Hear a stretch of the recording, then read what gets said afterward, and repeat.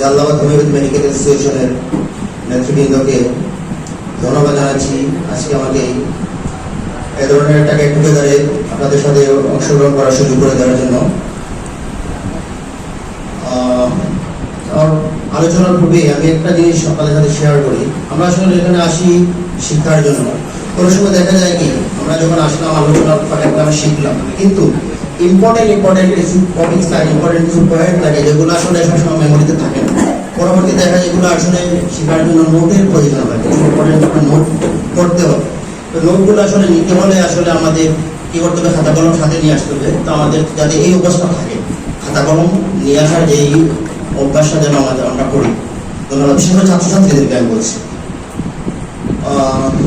আজকে আমাদের আলোচ্য বিষয়বস্তু হলো হিউম্যান ফিজিওলজির একটি গুরুত্বপূর্ণ একটি অংশ, একটি অধ্যায়, ডাইজেশন অ্যান্ড অ্যাবজর্পশন, যেটাকে আমরা বলি পরিপাক এবং শোষণ। ডাইজেশন অ্যান্ড অ্যাবজর্পশন আমরা যদি এখানে একটু লিখে, কারণ এখানে অনেকটা স্পেলিং এর ব্যাপার সেবার আছে, এই জন্য এখানে লেখার একটু কাজটা একটু বেশি থাকবে। আজকে আমরা আলোচ্য বিষয় হলো ডাইজেশন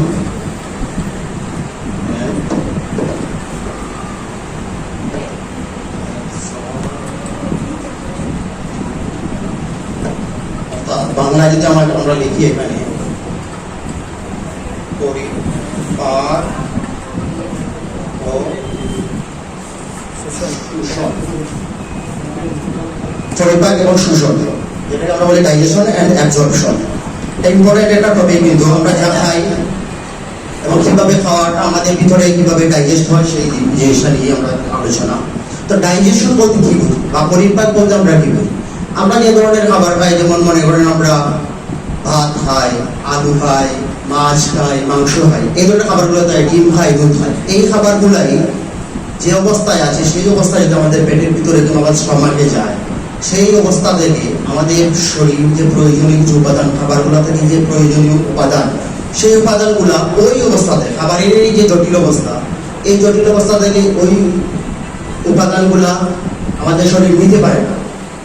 তাই আমাদের এই জরুরি জিনিসগুলা কিংবা প্রয়োজনীয় উপাদানগুলা আমাদের শরীর নেওয়ার জন্য একটা অ্যাবজর্বেবল বা শোষণক্ষম একটা অবস্থায় যেতে হয়, খাবারকে নিতে হয়। সেই অ্যাবজর্বেবল বা শোষণক্ষম অবস্থায় যাওয়ার নামই সোজা কথায় পরিপাক। আমরা যদি একটু ক্লিয়ারলি বলি, আমাদের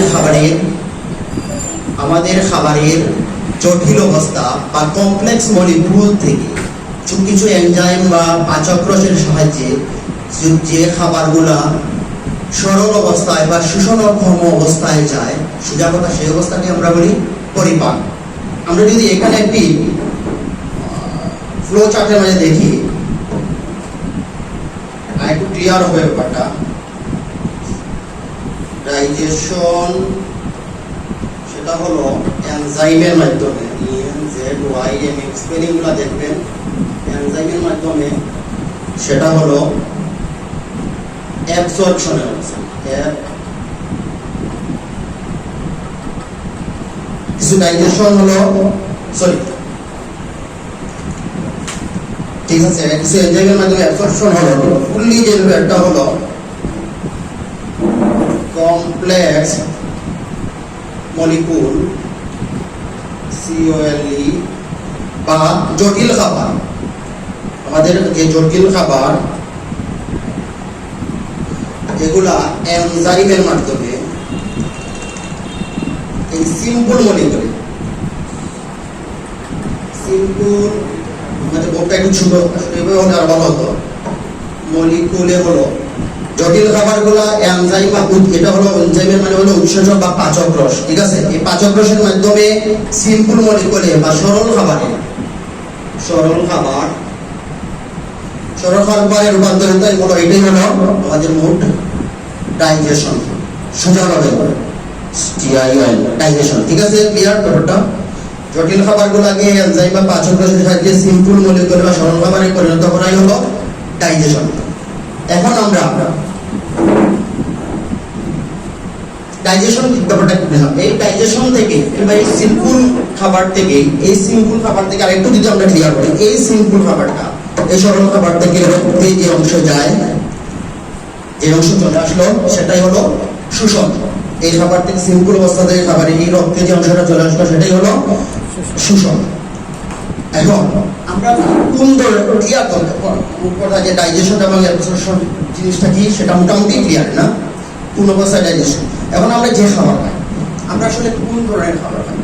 আমরা সমগ্র পৃথিবীবাসী বিভিন্ন ভৌগোলিক পরিবেশে বড় হয়ে থাকি, বিভিন্ন ভৌগোলিক পরিবেশে খাবার খাই, কিন্তু আমরা যত ধরনের খাবার খাই, আমরা এই শেপগার্ড পয়েন্ট, মিজানগার্ড পয়েন্টেই খাই, অথবা আমরা অ্যামাজন জঙ্গলেই খাই, কিংবা আমরা 5 স্টারেই খাই, অথবা স্ট্রিট ফুডই খাই, যত ধরনের খাবারই খাই, সবগুলা খাবার ঘুরে ফিরে 6টা খাবারে রূপান্তরিত হয়। যত খাবারই খাই সবগুলা খাবার ঘুরে ফিরে আমাদের 6টা অংশের মধ্যেই পড়ে। একটু দেখি আমরা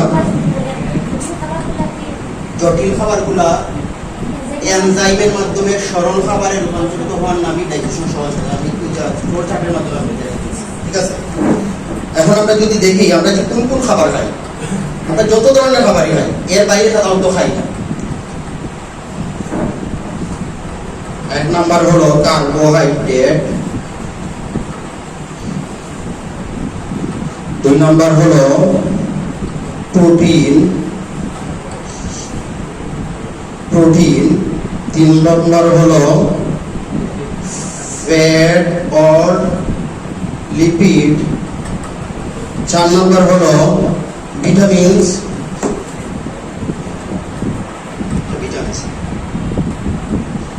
5 নম্বর হলো মিনারেলস RALs, এবং 6 নম্বর হলো ওয়াটার। আমরা যত ধরনের খাবারই খাই, এই খাবারগুলো সাধারণত এই 6টা ঘুরে ফিরে 6টা খাবার আইটেমের মধ্যে, এই 6টা উপাদানের মধ্যেই থাকে। তো প্রোটিন হলো আমিষ, প্রোটিন হলো শর্করা। শর্করাটা আমরা পাই ভাত, আলু, তারপরে গম, রুটি, এগুলো থেকে আমরা পাই। লিপিড বা আমরা একটু যদি দেখি এই জিনিসটা হবে শর্করা, বাংলায় হলে একটু ক্লিয়ার হবে। এটা হলো লিপিড বা ফ্যাট বা শর্করা। আমিষ, লিপিড হলো চর্বি, ভিটামিন হলো ওয়াটার, পানি, ঠিক আছে? এটা খনিজ, এটা হলো আমাদের ভিটামিন বাংলার নাম ভিটামিন, এটা ওয়াটার, পানি, ঠিক আছে? আমরা যে এই শর্করাটা আমরা পাই সাধারণত থেকে, এই জিনিসটা একটু দেখলে ব্যাপারটা একটু ক্লিয়ার হবে। এই কার্বোহাইড্রেট বা শর্করা আমরা পাই ভাত থেকে, আলু থেকে এবং গম, এই ধরনের খাবার থেকে আমরা শর্করা পাই। এই ব্যাপারগুলো যদি আমরা সরাসরি ভাত খাই, এটা কি আমাদের ডাইজেস্ট হবে? এটা তো জটিল অবস্থা। ক্লিয়ার একটু ব্যাপারটা বুঝলেন? প্রোটিন বা আমরা আমিষ পাই থেকে, মাছ, মাংস, ডিম, দুধ, এই ধরনের খাবার থেকে পাই। এই খাবারটাও কিন্তু আমাদের সরাসরি অ্যাবজর্পশন বা শোষণ হবে না, এটারও একটা সরল অবস্থা নিয়ে যাওয়ার প্রয়োজন। এই যে ফ্যাট বা লিপিড, চর্বি, আমরা যদি তেল খাই কিংবা আমরা যদি বাটার খাই, সেই বাটারটা সরাসরি আমাদের অ্যাবজর্পশন হবে না, এটারও একটা অ্যাবজর্বেবল ফর্মে নিয়ে যেতে হবে বা সরল অবস্থায় নিয়ে যেতে হবে। তাই এই 3টা খাবার হলো কমপ্লেক্স মলিকুল। ওই যে পড়েছিলাম না, কমপ্লেক্স মলিকুল বা জটিল খাবার। এই 3টা ভিটামিন, মিনারেল এবং ওয়াটার, এই ভিটামিনটা আমরা পাই যে কোনো ধরনের শাকসবজি, বিভিন্ন ধরনের মাছ মাংসের মধ্যেও থাকে, কিন্তু সেটা অ্যাকচুয়ালি সরল অবস্থায় না থাকে। মিনারেলটাও সেম একই রকম, ওয়াটারটাও একটু সরল অবস্থায়। এই 3টা খাবারই অলরেডি সিম্পল ফর্মে আছে, এদেরকে ফার্দার আর কমপ্লেক্স মলিকুল বা ডাইজেশনের প্রয়োজন হয় না, এরা অলরেডি সিম্পল ফর্মে আছে, এদেরকে ডাইজেশনের আর প্রয়োজন নাই। ব্যাপারটা ক্লিয়ার? কি আমাদের এই কার্বোহাইড্রেট, প্রোটিন এবং ফ্যাট অথবা লিপিড, এই 3টাকে আমাদের ডাইজেশন করার প্রয়োজন। আমরা যত ধরনের খাবারই খাই তার মধ্যে এই 3 ধরনের খাবারকেই অ্যাকচুয়ালি ডাইজেশনের প্রয়োজন, ঠিক আছে? এখন আরেকটা জিনিস দেখি, আমাদের এই 3 ধরনের খাবার ডাইজেশন হয়ে কোন ফর্মে যায় সেই জিনিসটা একটু দেখি। কার্বোহাইড্রেট ডাইজেশন হয়ে একটা ফর্মে যেতে হয়, সেই ফর্মটার নাম হলো GLUCOS, গ্লুকোজ। হ্যাঁ, গ্লুকোজ, ঠিক আছে? গ্লুকোজের নাম আমরা শুনেছি। প্রোটিনটা সেটাও ডাইজেশন হয়ে একটা ফর্মে যায়, সিম্পল ফর্মের কথা বলছি। এটা হলো কমপ্লেক্স কার্বোহাইড্রেটের কমপ্লেক্স মলিকুলের নাম, এটা হলো ডাইজেশন হয়ে সিম্পল মলিকুলে যখন চলে আসলো সেই অবস্থার নাম। প্রোটিনটা ডাইজেশন যখন হয় এগুলো লিখে রাখবেন, মাইন্ডে রাখবেন, এগুলো কিন্তু পরবর্তীতে আমাদের টপিকের পরবর্তীতে আসে বললে মানে প্রয়োজন। প্রোটিনটা হলো যায় অ্যামাইনো অ্যাসিড। প্রোটিন হলো সেটা কনভার্ট হয়, ডাইভার্ট হয় বা কনভার্ট হয় বা ভেঙে ভেঙে সেটা অ্যামাইনো অ্যাসিডসে যায়। আমাদের পরিপাক খাবার আমরা যত ধরনের প্রোটিনই খাই সেটা ডাইজেশন হয়ে এই অ্যামাইনো অ্যাসিডে যায়, ঠিক আছে।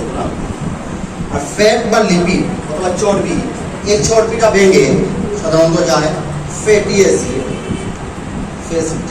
অ্যাসিডস এবং গ্লিসারল, গ্লিসারল। অর্থাৎ এই জিনিসটা একটু ইম্পর্টেন্ট, এটা মনে রাখা প্রয়োজন। আমাদের কার্বোহাইড্রেটগুলো ভেঙে গ্লুকোজে যায়, প্রোটিনটা অ্যামাইনো অ্যাসিডসে রূপান্তরিত হয় এবং লিপিড বা ফ্যাট ভেঙে বা কনভার্ট হয়ে ফ্যাটি অ্যাসিড এবং গ্লিসারলে রূপান্তরিত হয়। ঠিক আছে, ক্লিয়ার? আবারও বলি, আপনারা এর পাশে তুলে নেন। আমাদের ভিটামিন, মিনারেল এবং ওয়াটার এই তিনটা ডাইজেশনের প্রয়োজন হয় না, এটা অলরেডি সিম্পল ফর্মে আছে, এদের ফার্দার ডাইজেশনের প্রয়োজন নাই। শুধু আমাদের ডাইজেশনের প্রয়োজন এই কার্বোহাইড্রেট, প্রোটিন এবং ফ্যাট আর লিপিড। ঠিক আছে?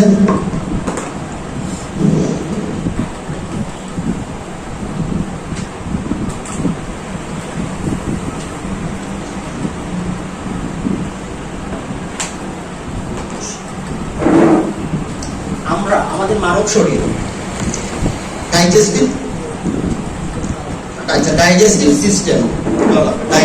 সিস্টেম কি, যেমন পরিপাক তন্ত্রটা কি, আমরা মানব শরীরের গঠনের একক হলো, আমরা জানি কি সেল হলো কি কোষটা হলো কি মানব শরীর গঠনের একক সেল। অনেকগুলো সেল মিলে হয় একটা টিস্যু, যেটা বলে টিস্যু। অনেকগুলো সেল মিলে হয় কি একটা টিস্যু, অনেকগুলো টিস্যু সমন্বয় হয় একটা অর্গান, একটা অনেকগুলো অর্গানের সমন্বয় গঠিত একটি সিস্টেম। কিছু কিছু সিস্টেমের সমন্বয়, অনেকগুলো একাধিক সিস্টেমের সমন্বয় গঠিত একটি বডি। এই যে আমাদের হিউম্যান বডি, এটা বডিটা অনেকগুলো সিস্টেমের সমন্বয় গঠিত। আর একটা সিস্টেম, আমাদের একটা সিস্টেম গঠিত অনেকগুলো অর্গানের সমন্বয়, আর একটা অর্গান গঠিত একটা অনেকগুলো টিস্যু সমন্বয়, অনেকগুলো টিস্যু মিলে হয় একটা টিস্যু গঠিত অনেকগুলো সেলের সমন্বয়। এই জিনিসটা আমরা ক্লিয়ার? তো আমরা আমাদের ডাইজেস্টিভ, আরেকটা জিনিস লিখি, ডাইজেস্টিভ সিস্টেম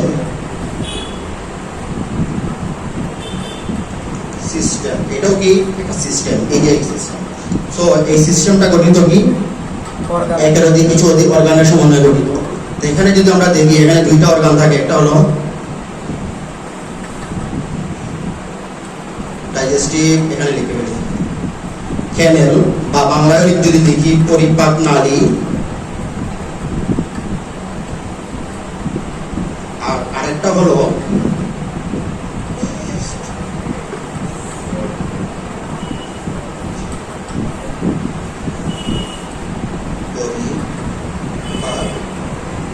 গ্রন্থি। আমাদের ডাইজেস্টিভ সিস্টেমটা দুইটা অংশে ভাগ করলো, করা গেল। একটা হলো ডাইজেস্টিভ ক্যানেল বা পরিপাক নালী, আর একটা হলো ডাইজেস্টিভ গ্ল্যান্ড বা পরিপাক গ্রন্থি। এখন আমরা দেখি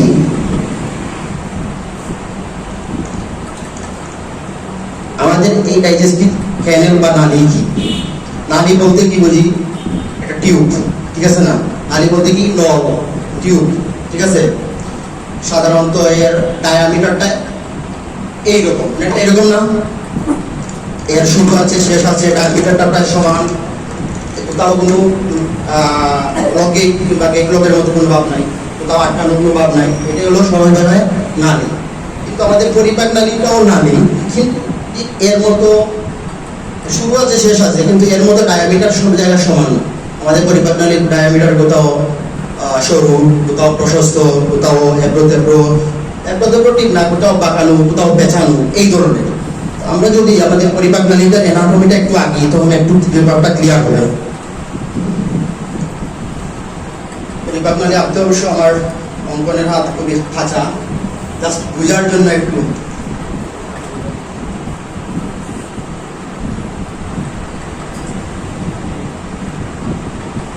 এটা যদি আমাদের হেড ধরি, এটা যদি আমাদের মাউথ ধরি,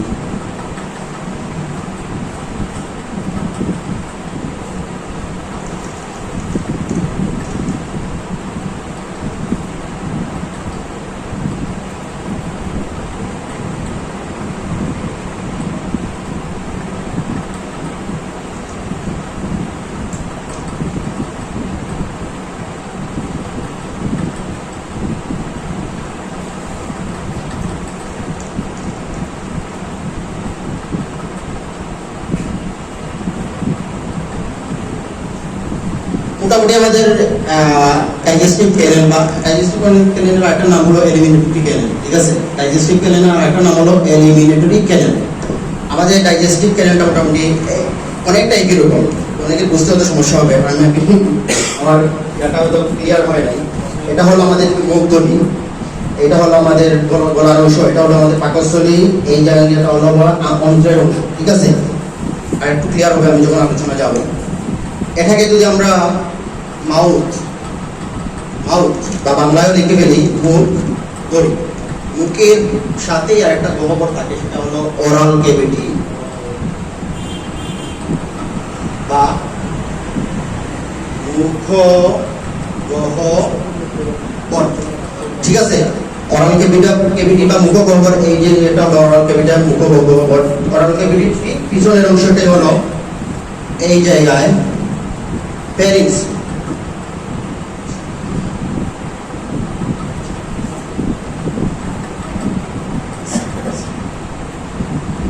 বানানটা একটু দেখবেন কিন্তু, ফ্যারিংস, FARYNX, ফ্যারিংস। ফ্যারিংস এর বাংলা হলো গলনালী, ওরাল ক্যাভিটির বাংলা হলো মুখগহ্বর, মাউথের বাংলা হলো মুখ, জানেন সবাই। তারপরের একটা অংশ আছে এখানে, এটাকে বলে ইসোফেগাস।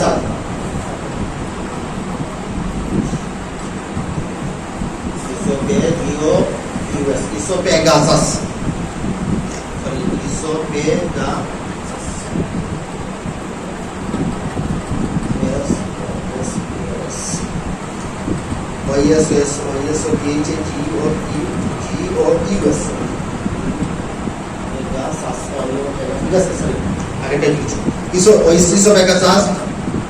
যেটার পর বাংলা হলো খাদ্যনালী। ঠিক আছে, তারপরের অংশটা যেটা আমাদের এলিমেন্টারি ক্যানেল, এটা হলো স্টোমা, পাকস্থলী।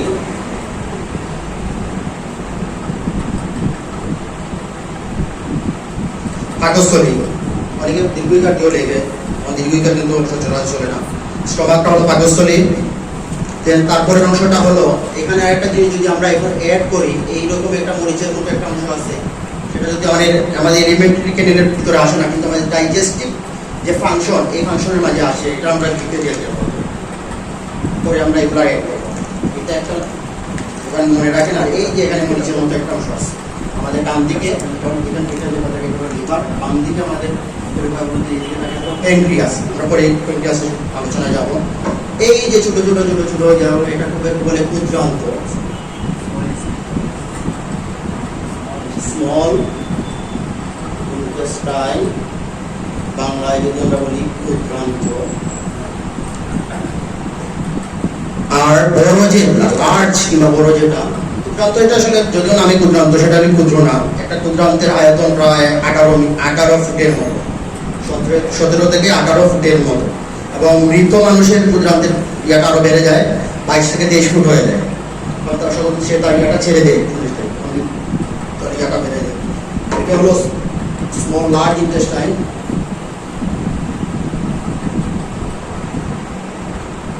বা বৃহদান্ত্র। ঠিক আছে, এর পরের অংশটা যেটা, সেটা হলো রেকটাম বা মলাশয়।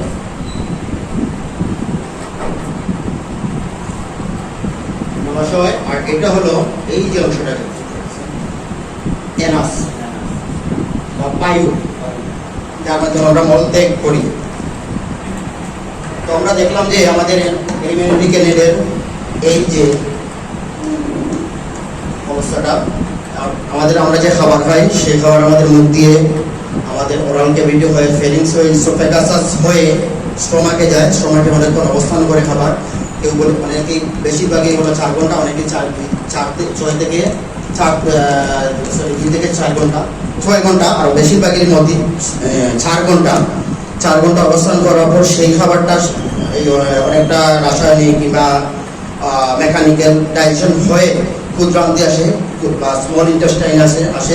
স্মল ইন্টেস্টাইনে সে খাবারটা আবার পরিপাক হয়ে সেখান থেকে আমাদের প্রয়োজনীয় অংশ, শরীরের প্রয়োজনীয় অংশ সে তার রক্তের মাধ্যমে আমাদের দেহের বিভিন্ন অর্গানে পৌঁছায় এবং প্রাচ্য বা মানে অপ্রয়োজনীয় যে জিনিস সেই জিনিসগুলা সে লার্জ ইন্টেস্টাইন হয়ে উৎক্রান্ত হয়ে লার্জ ইন্টেস্টাইন হয়ে মলাশয় হয়ে এনাস দিয়ে পাস করে দেয়, বের করে দেয়। ঠিক আছে, নামগুলা নেওয়া হয়ে গেছে? আচ্ছা ঠিক আছে, আপনারা দেখেন। আমরা এখানে দেখি আরেকটা জিনিস,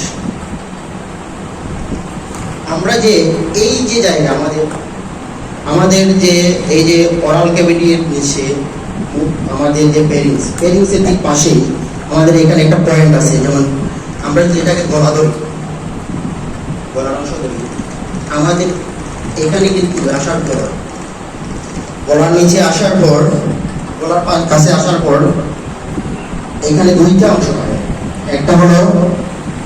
একটা হলো আমাদের খাদ্য গহ্বর, যেটাকে আমরা বলি ইসোফেগাসাস, আর একটা হলো ট্রাকিয়া। এখানে ছাত্রদের মাঝে কেউ বলতে পারবে যে ট্রাকিয়াটা সামনে থাকে, কারণ 2টা অংশই পাশাপাশি থাকে। আমি আরেকদিন বলেছিলাম কিন্তু গত শুক্রবারে মেবি 2টা অংশই পাশাপাশি থাকে। একটা হলো ট্রাকিয়া, একটা হলো ইসোফেগাসাস। দুটোই আমাদের বলার এই যে অংশটা থাকে, একটা হলো সামনে, একটা হলো পিছনে। ছাত্রদের মাঝে কে বলতে পারবে যে সামনে কোনটা থাকে, ট্রাকিয়া না ইসোফেগাসাস? ট্রাকিয়াটা সামনে থাকে শ্বাসনালী এবং ইসোফেগাস পিছনে থাকে। এটা মনে রাখবে, ট্রাকিয়াটা সামনে থাকে। আমরা যখন কাউকে গলায় ধরে চাপ দেয় তখন কিন্তু আমাদের ট্রাকিয়াটাই বন্ধ হয়, শ্বাস শুদ্ধ হয়, মারা যায় মানুষ বলে না, অনেক সময় শ্বাস শুদ্ধ হয় সেই ট্রাকিয়া চাপ পড়ার পর। আমাদের ট্রাকিয়াটা সামনে সাইডে থাকে। এটা যদি আমাদের ফ্রন্ট সাইড হয়, এটা যদি আমাদের ট্রাকিয়া হয়, মনে করেন এটা আমার ট্রাকিয়া, এটা হলো ইসোফেগাস।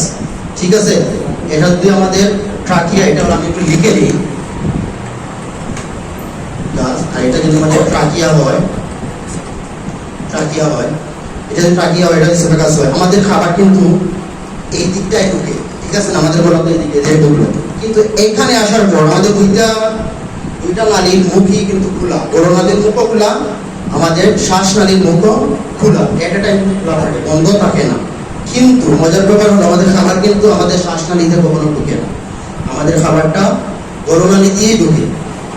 আর যদি কখনো ভুলভাবে ঢুকেও, কোনো অবস্থাতে যদি ঢুকে, সেটা আমাদের ট্রাকিয়া বা শ্বাসনালী প্রচন্ড রিয়েক্ট করে হাঁচি কাশির মাধ্যমে আমাদের সে খাবারটা বের করে দেয়।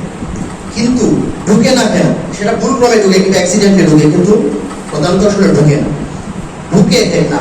তার কারণ হলো এই যে আমাদের ট্রাকিয়া ঠিক করে আমাদের শরীরে একটা উপাদান থাকে, অংশ থাকে এই তলে, যেটাকে নাম হলো ইপিগ্লটিস,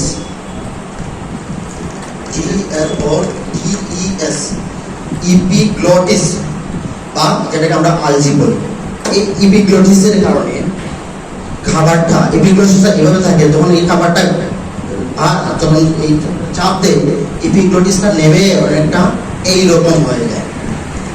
প্রথমে তাকে এইভাবে, কিন্তু যখন খাবারটা নামে তখন সে নেমে এইরকম হয়ে যায় এবং ট্রাকিয়ার মুখটা সাময়িক সময়ের জন্য বন্ধ করে দেয় এবং খাবারটা এদিকে হয়ে ঠিক ইসোফেগাসের ভিতর হয়ে পাস হয়ে যায়। ক্লিয়ার? ট্রাকিয়ার কাজটা কি? এটা হলো ট্রাকিয়ার কাজ।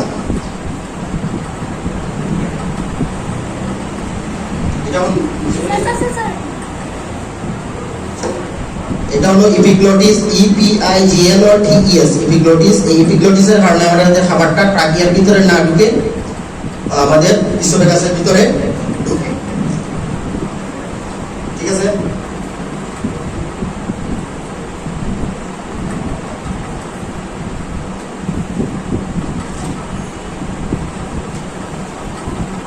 এখানে আরেকটা জিনিস দেখেন, আমরা যে খাবারের গলা খাই সে খাবারের দোলাকে বলে বোলাস। যে খাবারের দোলা অথবা দোলা, অনেকেই বলে লুকমা, আর সিলেটি ভাষায় যেটা তখন এটাকে বলে বোলাস, BOLUS বোলাস। এই বোলাসটা যখন আমাদের ইসোফেগাসে ঢুকে অথবা হাড়নালীতে ঢুকে, তখন একটা অবস্থার সৃষ্টি হয়। ধরেন এটা আমাদের ইসোফেগাস, যখন ঢুকলো ধরেন এগুলা খাবার,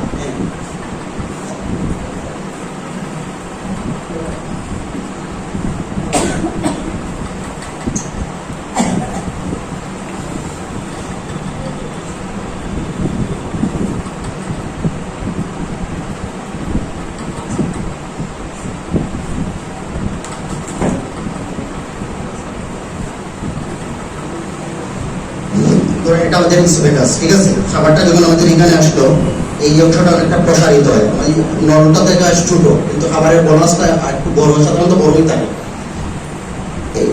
এই অংশে খাবার সাপোজ এটা আমাদের বোলাস বা দোলা আসার পর এই অংশটা প্রসারিত হয়, এবং এর উপরের অংশ ধরেন এখানে যাই, তখন এটা হচ্ছে এটা একটু নিচে নাম, খাবারটা যখন নিচে নামলো সেই জায়গায় আবার খাবারটা যখন এখানে আসলো, এই সমান অংশটা কি হলো, আবার প্রসঙ্গজিত হয়ে গেল, আবার আগের জায়গায় চলে গেল। আবার এই খাবারটা যখন এই জায়গায় আসলো, যেখানে আরেকটু নিচে নামলো, তখন ওই উপরে আবার সংকুচিত হয়ে গেল। এই যে সংকুচন এবং প্রসারণ, অথবা খাবার বোলাস আমাদের যে স্বাভাবিকভাবে পাস হওয়ার যে এই যে সিস্টেম, এই সিস্টেমটাকে বলে পেরিস্টালসিস।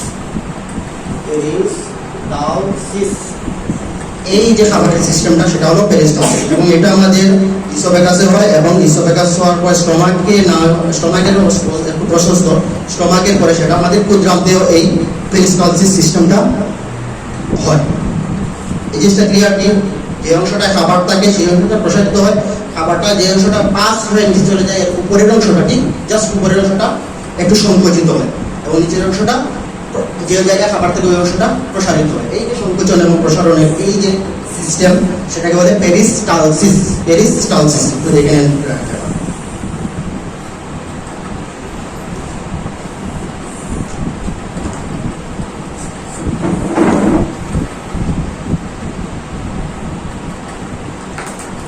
এখন আমরা যে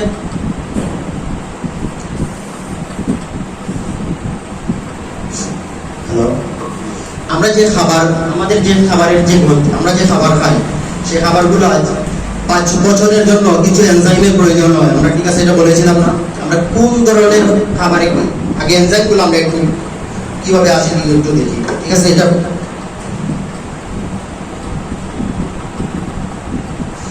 ক্যানেলের ফাংশন আপাতত শেষ। আমাদের ডাইজেস্টিভ গ্ল্যান্ড, এই গ্ল্যান্ড হলো আমাদের খাবার পরিপাক হওয়ার জন্য কিছু এনজাইম বা পাচক রসের বা কিছু রাসায়নিক উপাদানের প্রয়োজন হয়, বা রাসায়নিক কিছু রসের প্রয়োজন হয়, সেই রসগুলা সিক্রেশন করে এই ডাইজেস্টিভ গ্ল্যান্ড। এই গ্ল্যান্ডগুলা বিভিন্ন আমাদের ডাইজেস্টিভ ক্যানেলের বিভিন্ন জায়গায় অনেক ধরনের গ্ল্যান্ড থাকে। এই গ্ল্যান্ড থেকে অনেক ধরনের রস বা রস সিক্রেশন হয়, আর এই রসগুলা যে জায়গা থেকে সিক্রেশন হয় সেটাই হলো ডাইজেস্টিভ গ্ল্যান্ড। ডাইজেস্টিভ গ্ল্যান্ড যদি আমরা দেখি, আমাদের প্রধান ডাইজেস্টিভ গ্ল্যান্ড হলো, 1 নাম্বার যদি হয় স্যালাইভার, 2 নাম্বার যদি বলি আমরা লিভার, 3 নাম্বার যদি ধরি আমরা প্যানক্রিয়াস। আমরা যখন আমাদের ডাইজেস্টিভ ক্যানেল আঁকছিলাম, তখন আমরা বলছিলাম আমাদের ডান দিকে হলো লিভার, ডান দিকে হলো আমাদের এই অংশটা হলো লিভার, এবং বাম দিকে ডানদের ঠিক পাশেই মরিচের মতো দেখতে একটা অংশ থাকে, সেটা হলো প্যানক্রিয়াস। এই প্যানক্রিয়াসটা হলো একটা এনজাইম নিষ্কাশনকৃত একটা গ্ল্যান্ড। লিভারটাও একটা গ্ল্যান্ড, লিভারের আরো অনেক ফাংশন আছে। আর স্যালাইভার বা লালা, এটার বাংলা হলো লালা গ্রন্থি, এটা হলো যকৃত গ্রন্থি, এটাকে বলে অগ্নাশয় গ্রন্থি।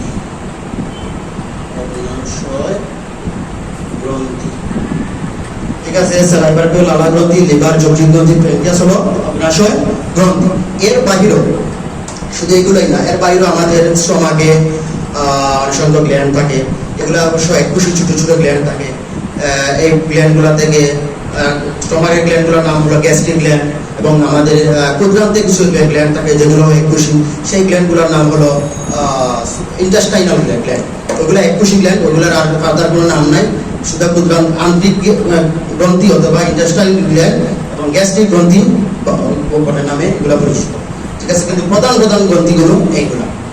ঠিক আছে, আমরা এখন দেখি আমাদের এই স্যালাইভার বা লালা গ্রন্থি, এখানে একটু মজার ব্যাপার আছে।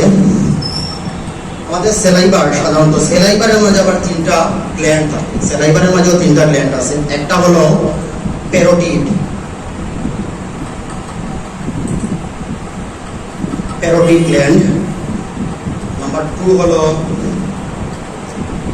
সাবমেন্ডিবুলার গ্ল্যান্ড, সব কিছু আছে মানে GLAND গ্ল্যান্ড, GLAND গ্ল্যান্ড। আরেকটা হলো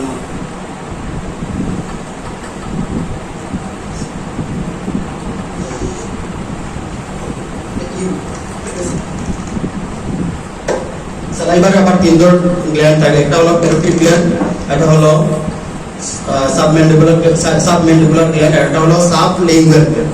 আমাদের প্যারোটিড গ্ল্যান্ডটা হলো আমাদের কানে, প্যারোটিড গ্ল্যান্ডটা হলো আমাদের কানের ঠিক এই পাশে অবস্থিত। এই পাশে 2টা গ্ল্যান্ড থাকে, এবার প্রতিটাই কিন্তু ঝোড়ায় ঝোড়ায়। এটাও পিয়ার্স, এটাও পিয়ার্স, এটাও পিয়ার্স, এটাও জোড়া, এটাও জোড়া, এটাও জোড়া, মানে 3 পিয়ার্স। প্যারোটিড গ্ল্যান্ডটা হলো আমাদের কানের ঠিক এই পাশে অবস্থিত। আমরা অনেক সময় দেখা যায় ঠান্ডা লাগার পরে কোনো বাচ্চা, বেশি ম্যাক্সিমাম বাচ্চারাই এই রোগে আক্রান্ত হয়, দেখা গেলো এই জায়গা ফুলে গেছে। আমরা এটাকে মাউস নামিয়েছি।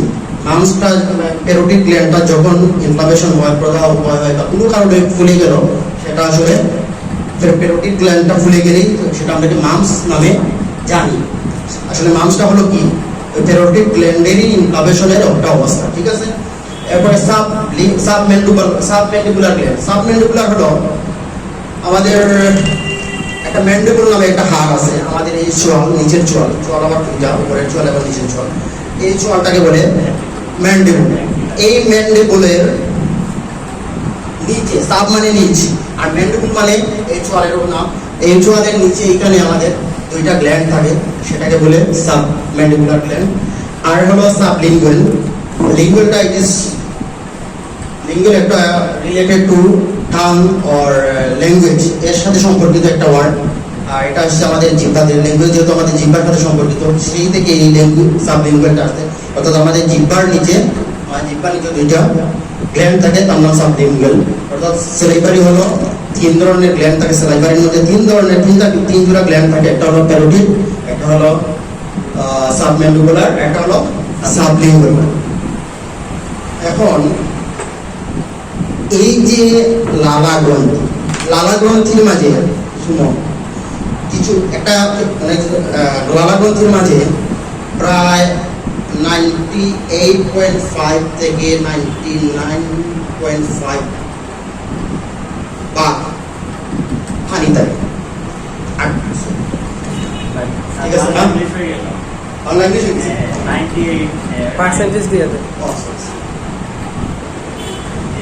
আছে, 98 থেকে 99.5 ভাগ পর্যন্ত পানি থাকে। বাকি যে অংশ ধরেন 1.5 থেকে হাফ ভাগ, এরকম 1.5 থেকে 0.5 পর্যন্ত, এই এতটুকুর মাঝে সাধারণত ওই যে বিভিন্ন ধরনের এনজাইম থাকে, অন্যান্য রাসায়নিক উপাদান থাকে। তার মধ্যে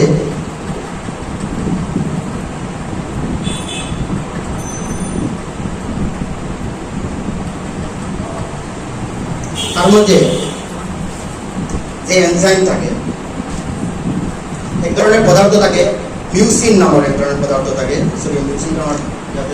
মিউসিন নামের এক ধরনের পদার্থ থাকে, যেটা আমাদের খাদ্যবস্তুকে পিচ্ছিল করতে সহায়তা করে। মিউসিন,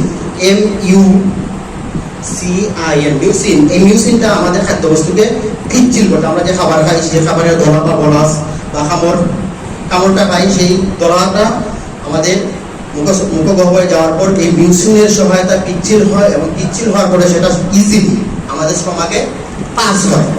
তো গেল মিউসিন। এখন আমরা একটা জিনিস এখানে, এই স্যালাইভার প্রতিদিন প্রতিদিন একজন সুস্থ মানুষের শরীরে প্রতিদিন 1200 থেকে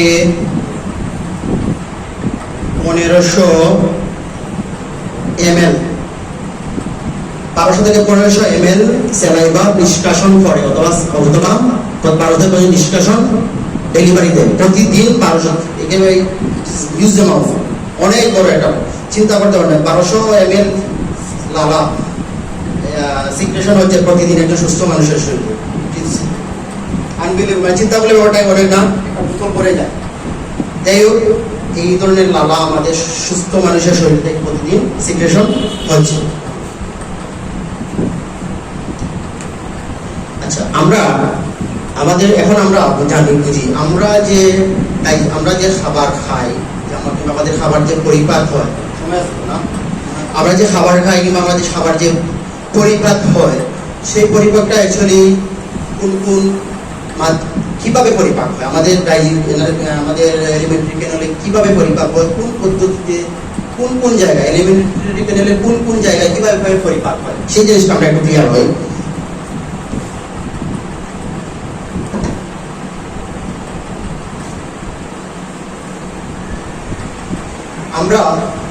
আমাদের যে ডাইজেশন পদ্ধতিটা সাধারণত দুই ধরনের, একটা হলো মেকানিক্যাল আর একটা হলো কেমিক্যাল। মেকানিক্যাল বা যান্ত্রিক, কেমিক্যাল বা রাসায়নিক।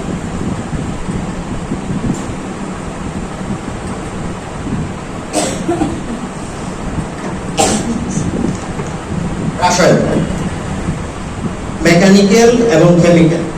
মেকানিক্যালটা হলো আমরা যে খাবার খাই সেই খাবারগুলা বড় থেকে ছোট হওয়া, ছোট থেকে আরো ছোট, অর্থাৎ ক্ষুদ্র থেকে ক্ষুদ্রাংশে ভাগ হওয়া, আমাদের শরীরের যে পেশিগুলোর মাধ্যমে ক্ষুদ্র থেকে ক্ষুদ্রাংশে ভাগ হওয়া, সেটাই হলো মেকানিক্যাল, সহজ কথা। কেমিক্যাল হলো কেমিক্যালের মাধ্যমে, বিভিন্ন রাসায়নিক উপাদানের মাধ্যমে খাবারগুলো জটিল থেকে সহজ উপায়ে চলে আসা, সেটাই হলো কেমিক্যাল বা রাসায়নিক ডাইজেশন, সহজভাবে। এখন আমরা দেখি আমাদের মুখগহ্বরে, আমাদের প্রথমে তো আমাদের মুখগহ্বরে কোন খাবার কিভাবে বিপাক বা পরিপাক হয়। আমরা যদি দেখি আমাদের মুখ, প্রথমে যদি আমরা মুখে যাই,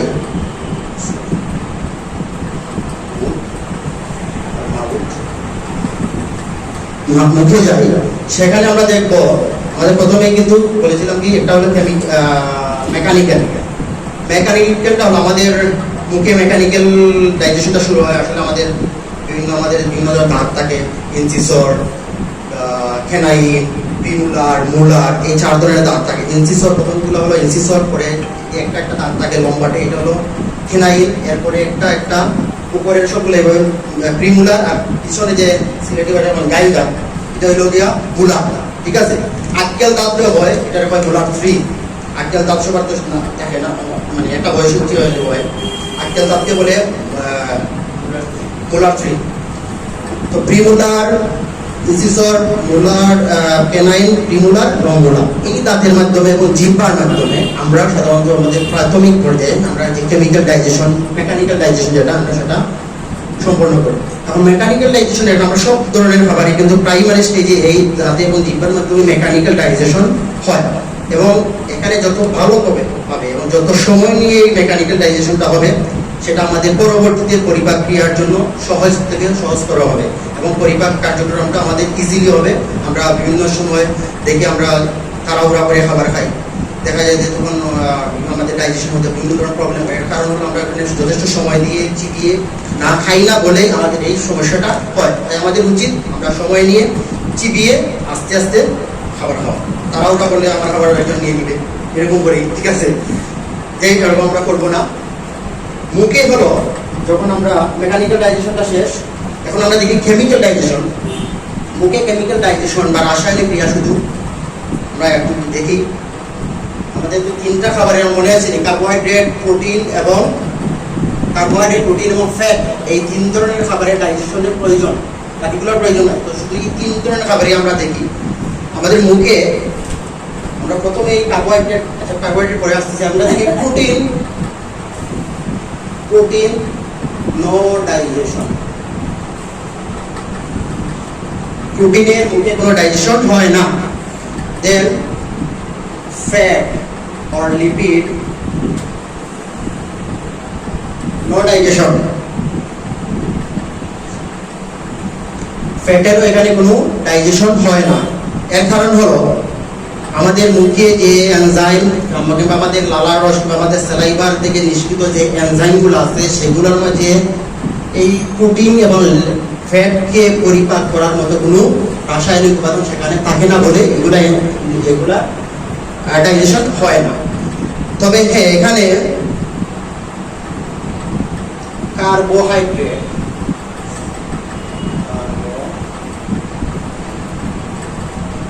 কার্বোহাইড্রেটের ডাইজেশন করার জন্য কিছু ফাংশন আছে। এখানে কার্বোহাইড্রেটকে ডাইজেশন করার জন্য মুখ থেকে এক ধরনের এনজাইম নিষ্কৃত হয়। সেই এনজাইমের নাম হলো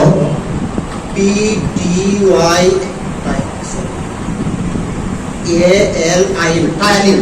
এটা হলো উচ্চারণটা হলো টাইলিন, আসলে পি দিয়ে এটা শুরু, টাইলিন।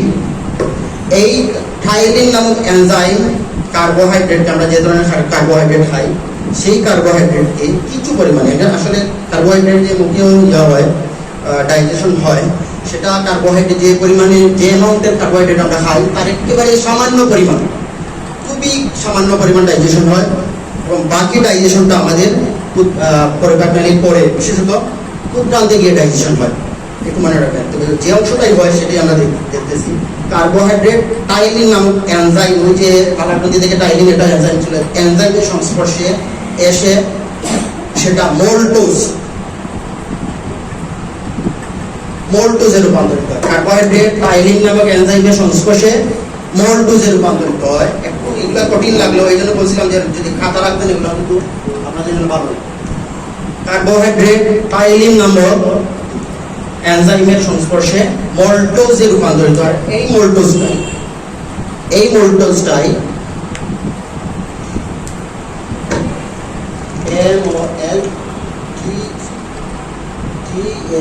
মোল্টেজ। এই মোল্টেজ নামক আরেকটা এনজাইম, এখানে দুইটা এনজাইম আসলে সিক্রেশন হয়। এটা হলো টাইলিন, এটা হলো মোল্টেজ। সিক্রেশন হয় দুই ধরনের এনজাইম, এটা হলো টাইলিন, এটা হলো মোল্টেজ। কার্বোহাইড্রেটটা যখন আমরা খাই সেটাই টাইলিনের সংস্পর্শে মোল্টোজে রূপান্তরিত হয়। আর এই মোল্টোজটাই পরবর্তী আরেকটা যে সিক্রেশন হয় একটা এনজাইম, এই মোল্টেজের সংস্পর্শে এসে গ্লুকোজে, আমরা বলেছিলাম না কার্বোহাইড্রেটের লাস্ট অবস্থা কি গ্লুকোজ, এই গ্লুকোজে রূপান্তরিত হয়। ক্লিয়ার ব্যাপারটা? কার্বোহাইড্রেট টাইলিন নামক এনজাইমের সংস্পর্শে মোল্টোজে আসে, আর এই মোল্টোজটাই মোল্টেজ নামক আরেকটা এনজাইমের সংস্পর্শে গ্লুকোজে রূপান্তরিত হয়। এবং আমাদের মুখে সাময়িক এবং খুবই কম পরিমাণ পরিপাক মুখে সম্পন্ন হয়।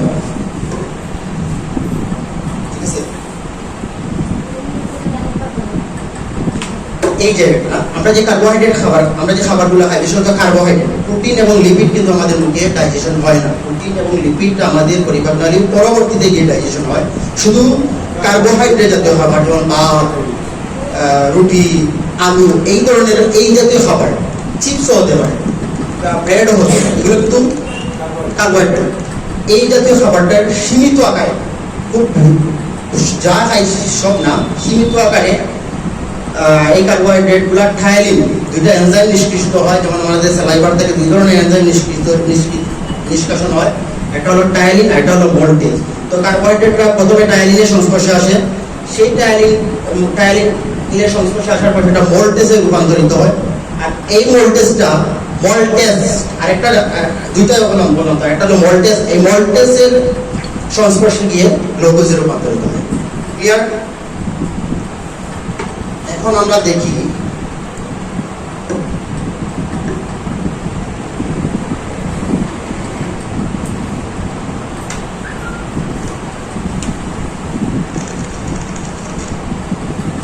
পরবর্তী অংশ হলো পাকস্থলী, আমাদের যে বোরাস বলেছিলাম বলাসটা আমাদের পেরিস্টালসাস পদ্ধতিতে আমাদের স্টোমাকে গেল বা পাকস্থলীতে গেল।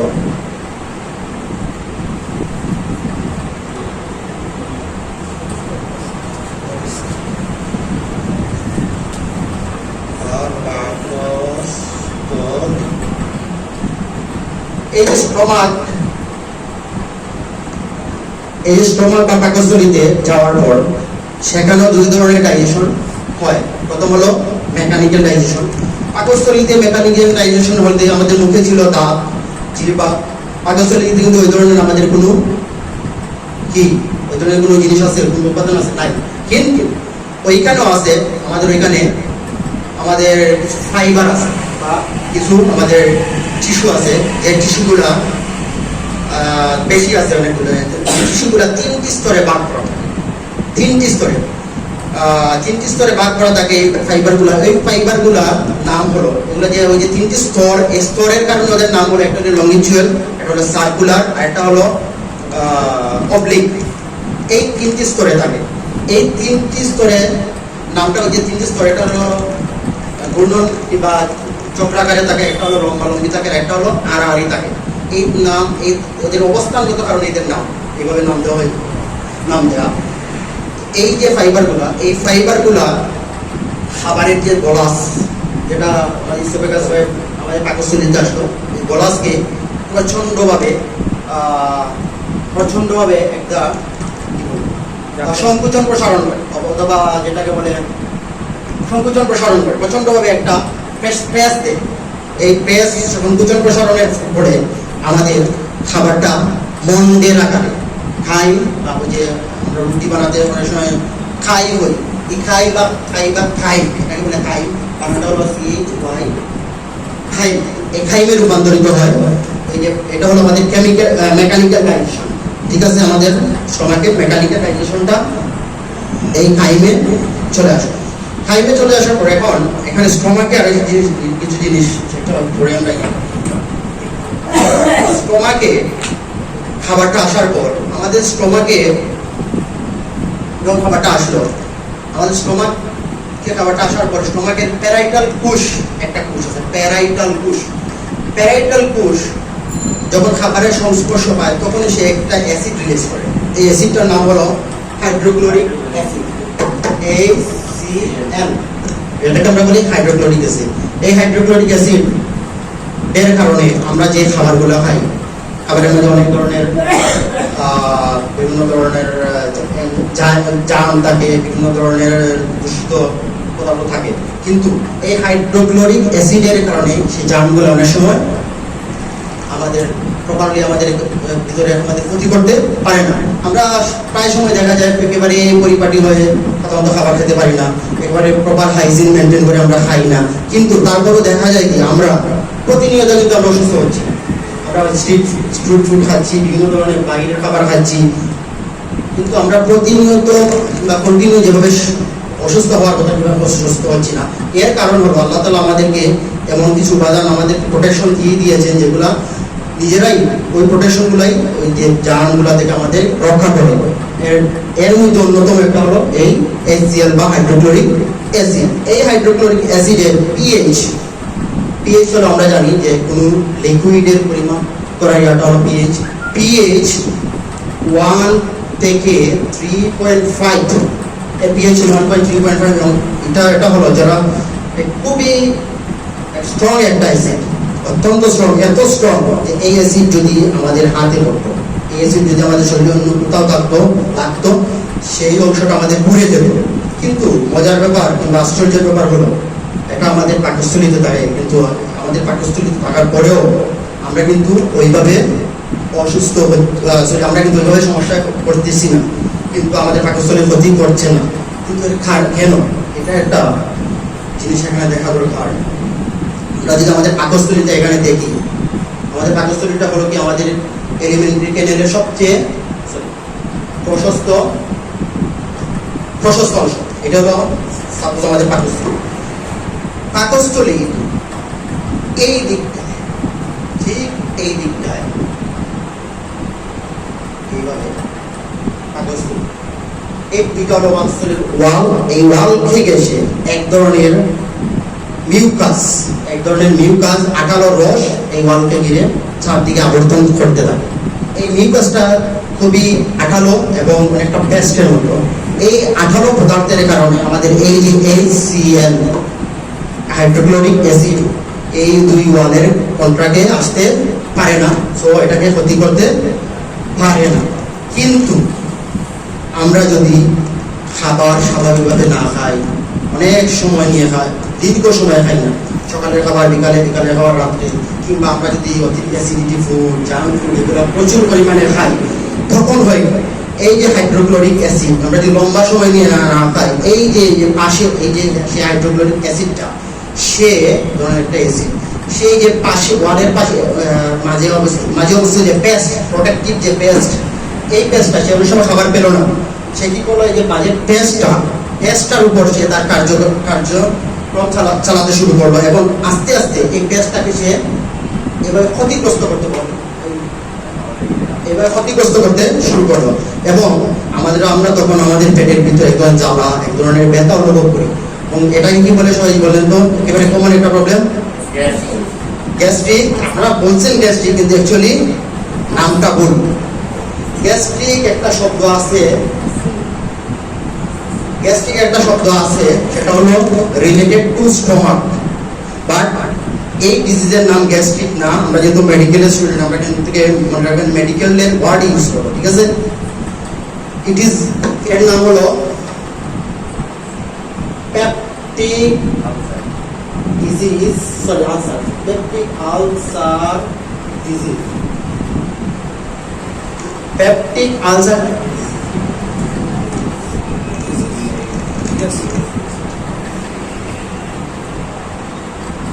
পেপটিক আলসার ডিজিজ, এটাকে বলে পেপটিক আলসার ডিজিজ।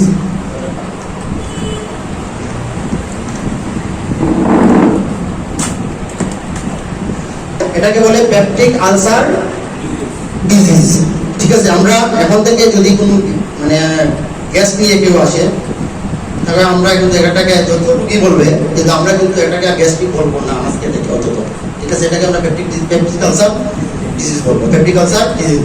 গ্যাস্ট্রিক শব্দটা কিন্তু ভুল না, ঠিক আছে, কিন্তু গ্যাস্ট্রিক অ্যাকচুয়ালি রিলেটেড টু স্টমাকের যে কোনো সমস্যা যদি অনেক সময় গ্যাস্ট্রিক শব্দটা চলে আসে, ঠিক আছে?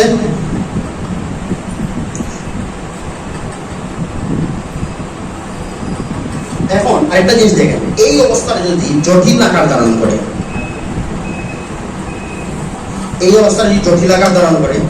তখন এটা আমরা জানতে গিয়ে আলোচনা করবো। এখন ঠিক আছে,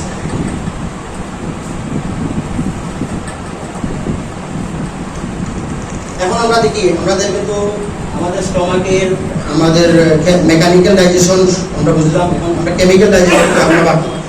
স্টমাকে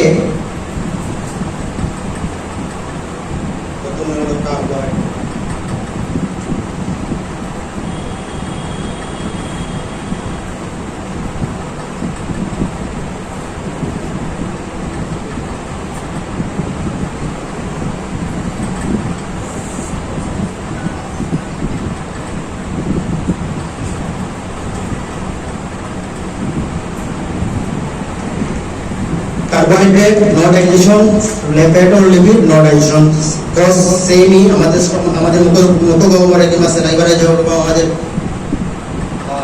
আমাদের ফ্যাট এবং প্রোটিনকে ডাইজেশন করার এনজাইম ছিল না। পাকস্থলী ঠিক সেম, এখানেও কার্বোহাইড্রেট এবং লিপিডকে ডাইজেশন করার মতো কোনো এনজাইম নাই, সেই কারণে এখানে ডাইজেশন হয় না।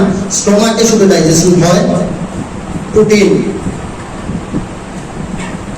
প্রোটিন और शॉर्ट आमिष, প্রোটিন এবং অথবা আমিষের ডাইজেশন এই স্টোমাকে হয়। এখন এই প্রোটিনকে ডাইজেশন করার জন্য এখানে কিছু প্রিওলাইক এনজাইম নিষ্কৃত হয়। সেই প্রিওলাইক এনজাইমের গুলো হলো পেপসিনোজেন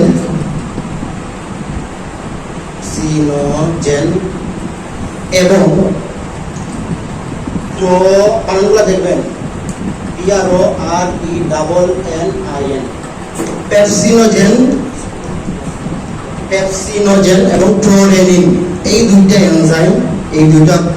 এনজাইম আমাদের প্রোটিনের পাকস্থলীতে প্রোটিনকে ডাইজেশন করার জন্য নিষ্কাশন অথবা সিক্রেশন হয়। ঠিক আছে, পেপসিনোজেন এবং প্রোরেনিন।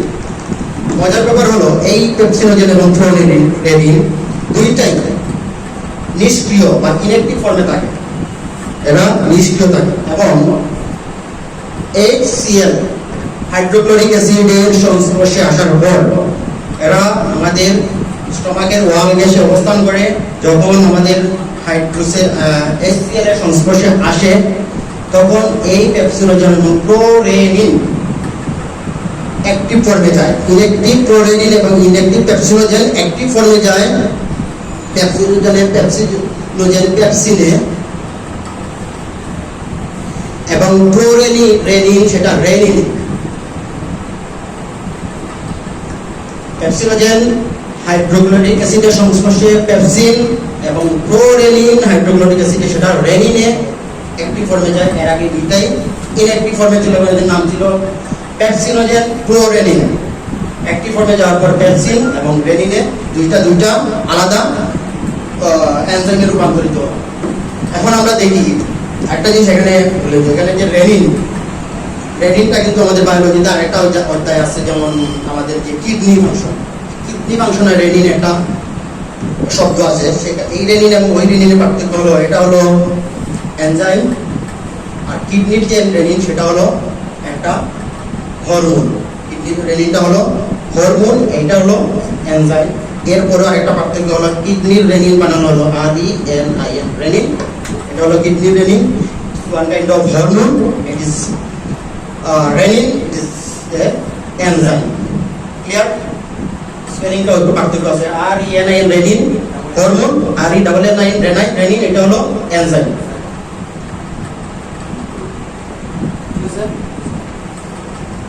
এখন আর এই রেনিনটা বিশেষত একটা খাবারকে পরিপাক করে। আমাদের দুধের মাঝে একটা এনজাইম থাকে, সেই এনজাইমটাকে ক্যাসিন নামে একটা এনজাইম থাকে। দুধের মাঝে একটা ক্যাসিন, সেই ক্যাসিনটাকে পরিপাক করে এই রেনিন। ঠিক আছে, এখন আমরা দেখি আমরা যে প্রোটিনটা খেলাম, সেই প্রোটিন মনে আছে আমরা প্রোটিন খেলাম, আমরা মাছ খেলাম, মাংস খেলাম, ডিম খেলাম, সেই প্রোটিনটা আমাদের ইসোফেগাস হয়ে আমাদের স্টমাকে আসার পর সেখানে প্রায় 4 ঘন্টার মতো ডাইজেশন হয়। এবং ওই ডাইজেশন প্রক্রিয়ায় এই প্রোটিনটা আসার পর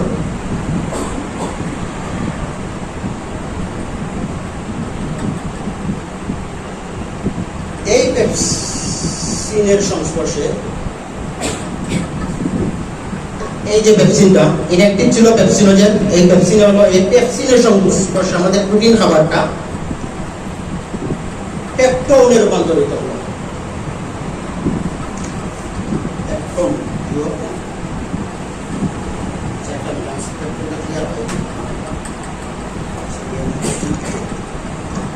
প্রোটিনটা পেপসিনের সংস্পর্শে প্রোটিন